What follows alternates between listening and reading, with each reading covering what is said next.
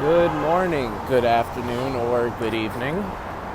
This is Jacob Walks Over a Bridge. I'm Jacob. I'm currently walking over a bridge, and this is a special weekend episode.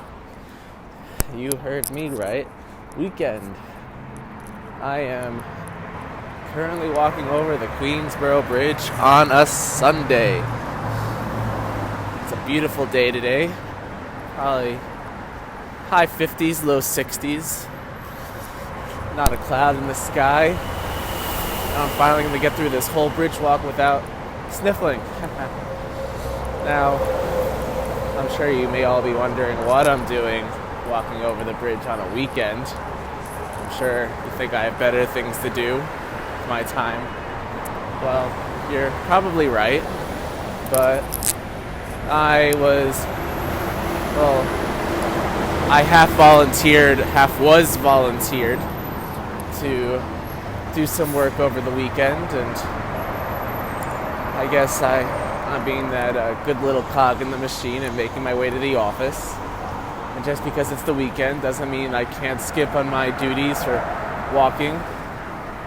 You know, it's a matter of principle, I guess. You know, you wake up early enough, and you know, if I had slept through the alarm or forgot to set an alarm and somehow woke up with only 20 minutes to spare to get to work, maybe I would have taken the subway, would have paid the swipe. But seeing as how I woke up just around normal time, because I have the world's best internal alarm clock and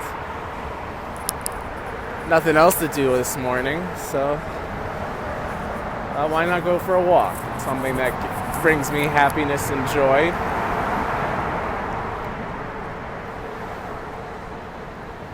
So why not? Why not? Now I've got to think about 20 minutes worth of stuff to talk about.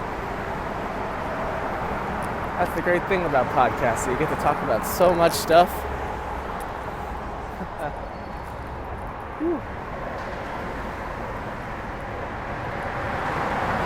It's finally nice that it's a nice day out today. The weather is finally seems like it's spring. You know, it's always kind of sad when you watch a baseball game and it's supposed to be nice in April and then they're still playing with ear warmers on.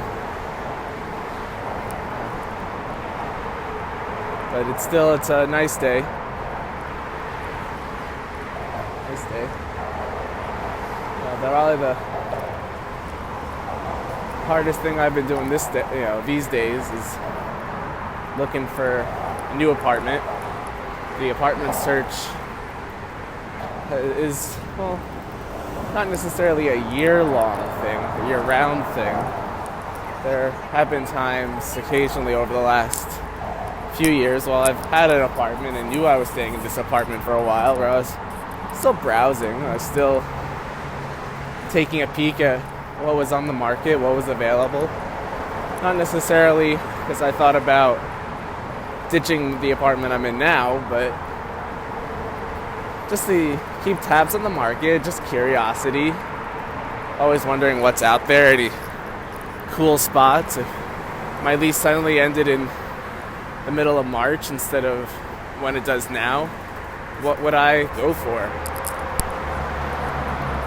It's been interesting, especially now considering I'm 99% sure I'm trekking it out on my own. Find a one-bedroom or studio. That's the other thing I have to think about, the difference between a one-bedroom and a studio. Do I want to be sleeping in the same room as my refrigerator? And now I know that they have different types of studios. There are times where, like, you have to go around a corner to find where the little kitchenette is.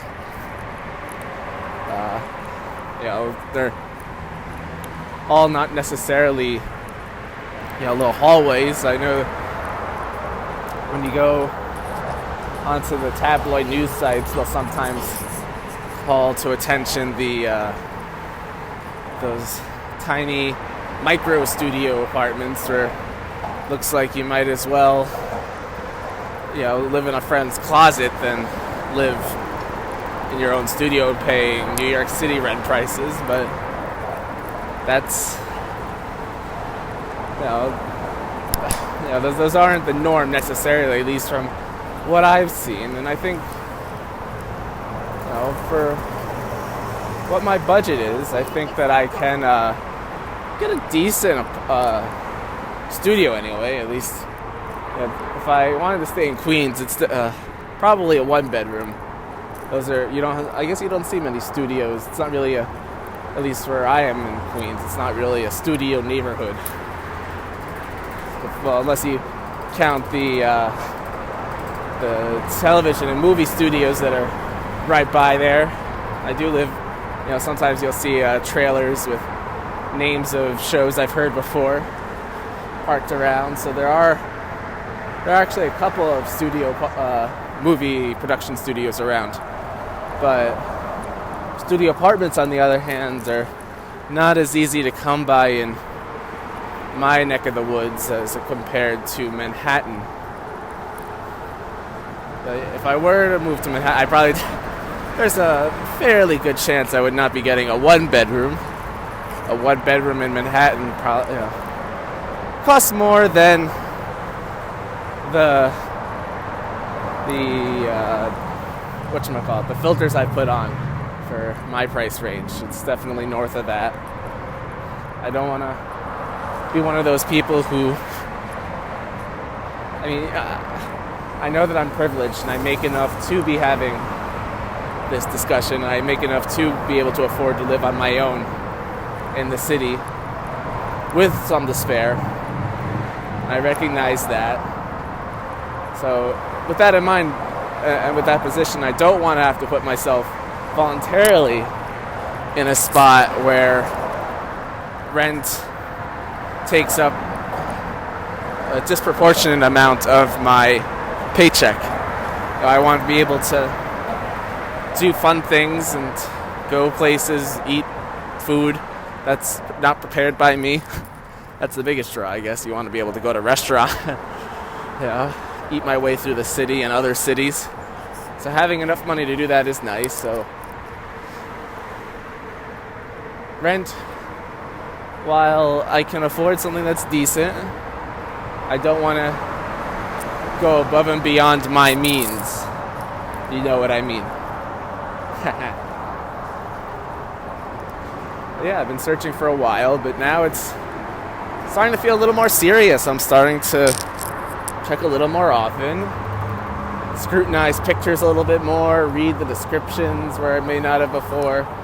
Just trying to get an idea of what do I want, because the deadline is fast approaching and I still have very, very little idea of what I want. I'm not always so indecisive. There usually are times where I know what I want, but then there are times like this where it's probably going to be a last-minute decision unless something crazy happens. Because I can see myself staying in Queens or going to Manhattan or maybe even going to some parts of Brooklyn. And there are different draws to each. Queens is the beast that I know and love.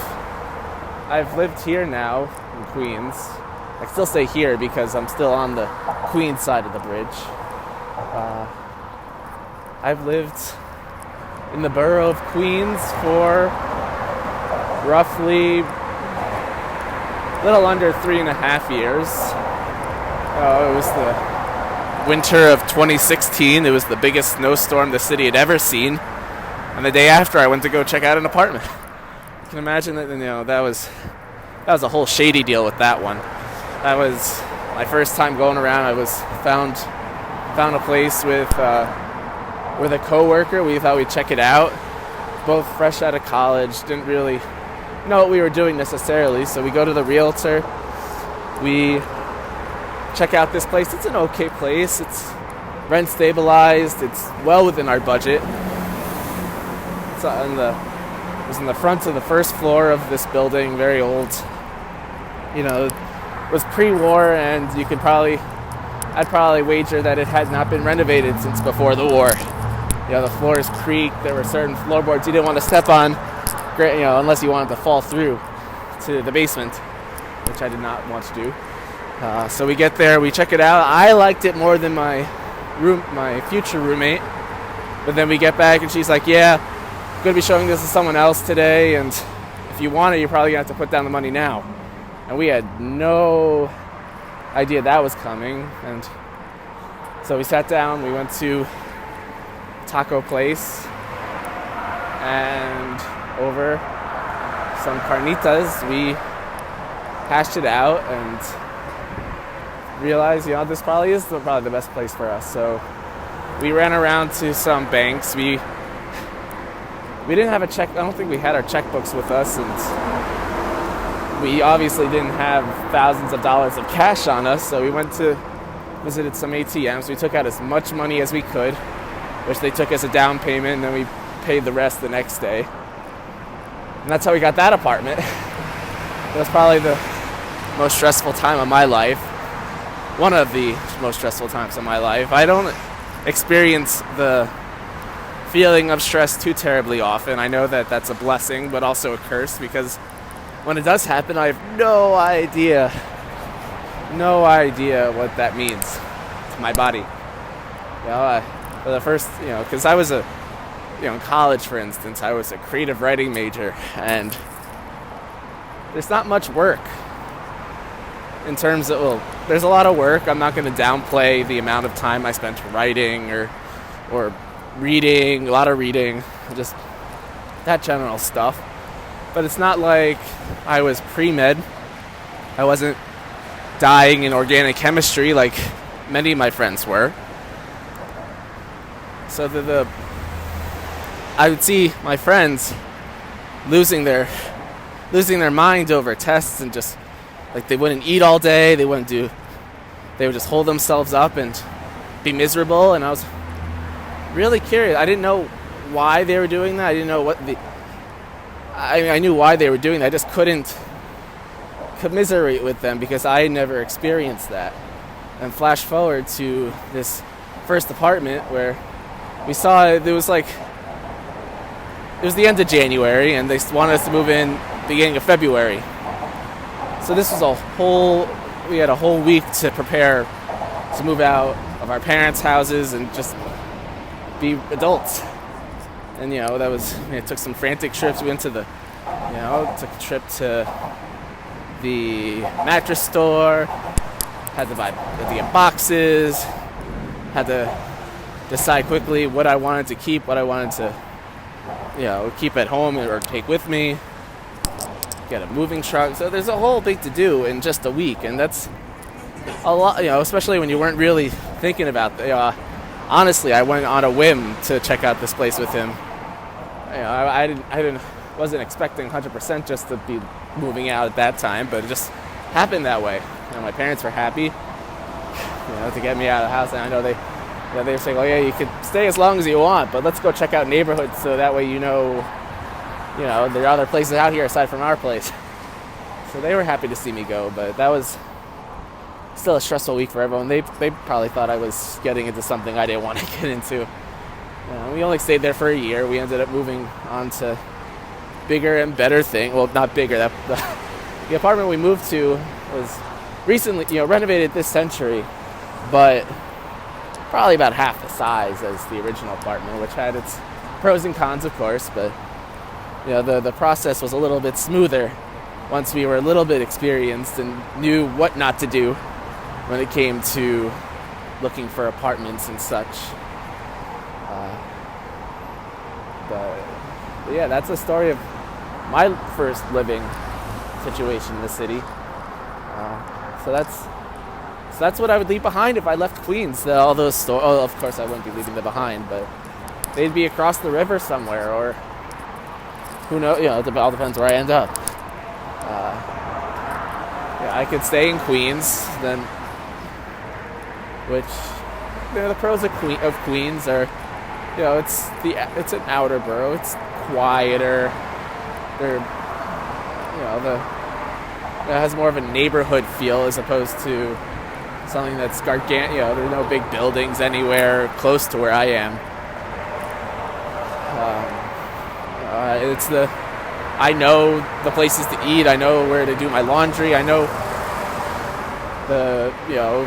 there's about a whole bunch of supermarkets, and I know what to get at each one for the best price. So, there are things about Queens that I know well, and that I would have to potentially relearn if I move somewhere else. The cons are it's a little bit further away. I still don't really know that many people who live in Astoria, and it's kind of hard. It's kind of hard to tell people, hey, you want to come over to my place in Queens? When no one lives in Queens, especially on the weekends when, for those of us who don't walk, the subway is a pain in the ass. It's a pain in the ass most days, but the weekends it could be especially harrowing considering all of the the line disruptions. They'll close stations. They'll have only one way open, but not the other. So, with that in mind, sometimes it's very difficult to get people to make the long trek up to Queens. So, socially, things do take a hit. I would say when it comes to Astoria and Queens.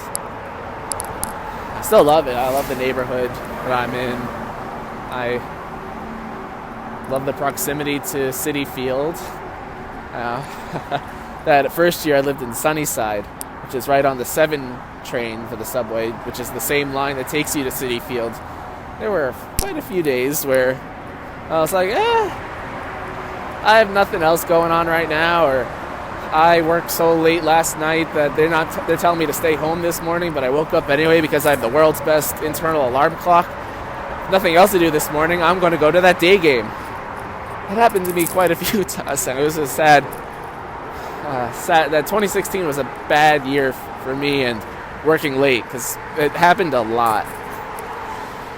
But that's Queens. Then the other option is the borough I'm currently walking towards, and that's Manhattan, and which comes with its own set of pros and cons. Manhattan is the city of New York. It's New York County. If you say, oh yeah, I live in New York, everyone says, oh wow, you live by the Empire State Building. No.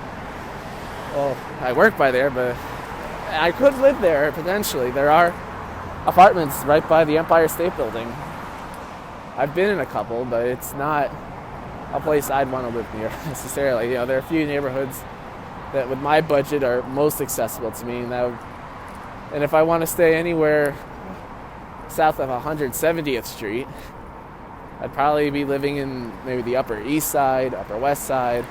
And then I've seen listings in even places like Greenwich Village, Little Italy, Chinatown. I could, my options aren't too terribly limited when it comes to neighborhoods. Obviously, you get a little bit of a smaller place. Then one of the other nice things about Queens and then the outer boroughs is that you get more bang for your buck, so to speak. For the same price I'd be paying for a studio in Manhattan, I could probably get a larger 1-bedroom apartment in Queens. The proximity to everything in Manhattan I'd see as both a pro and a con.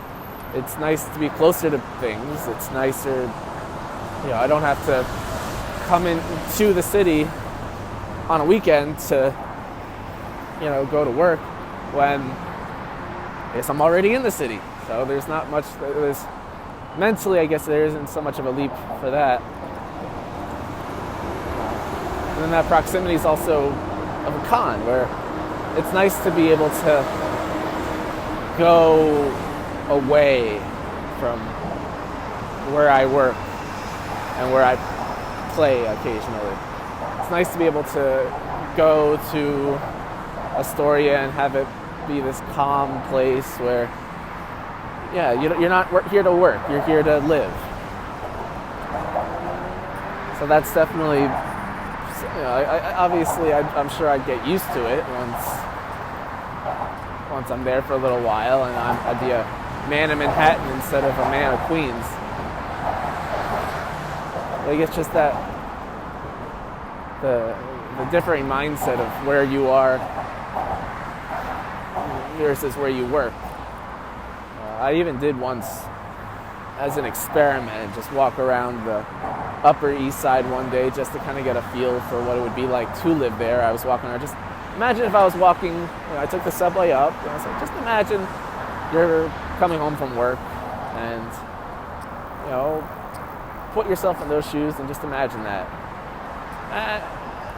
I could see myself doing it, there wasn't, the buildings are a bit bigger and you're in Manhattan, but it doesn't obviously have the same feel as walking through Midtown where I do work.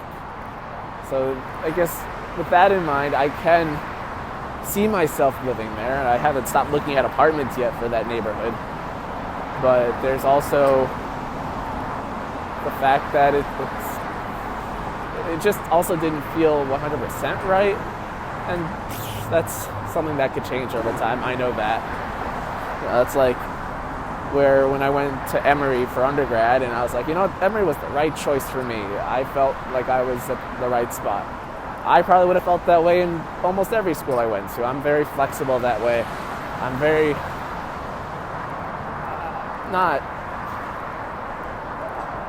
I don't know, it's like I have opinions, but those opinions are subject to change. I don't know if that all made sense, but it's just I'm very flexible when it comes to many things like that. Comfort being that one. I guess, like I said, it was a con for Queens. It's probably easier to get people to come up to Manhattan or wherever I am in Manhattan to do things. It's probably, I guess it depends where you are. So the Upper East Side isn't the most accessible. If I squeezed myself into the East Village somehow, you have to be lucky, I guess, to find a spot that works. That could be a place for me.